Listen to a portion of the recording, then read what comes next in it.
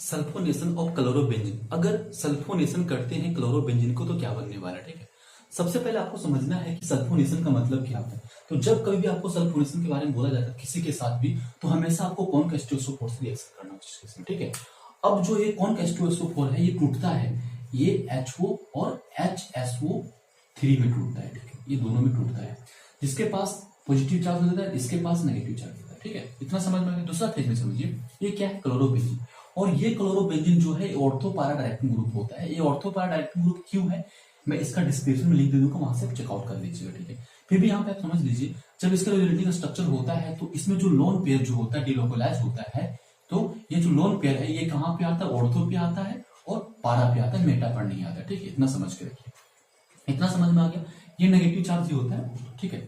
उसके बाद क्या करता है, ये SO3H ग्रुप जो है इस पे अटैक करेगा, ठीक है। इस पे अटैक करेगा तो यहाँ जो हाइड्रोजन एटम है यहाँ से निकल जाएगा और ये निकल के इसके साथ रिएक्शन करेगा, यहाँ से वाटर निकल जाएगा।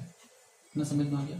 अब जब ये इस पे अटैक करेगा तो यहाँ पे जो बनेगा ये क्या बनेगा, SO3H, ठीक है। जो क्या हो जाएगा, 2-क्लोरोबेंजीन सल्फोनिक एसिड बन जाएगा, ठीक है। ये H को इधर भी लिख सकते हैं तो इधर भी लिख सकते हैं, ठीक है।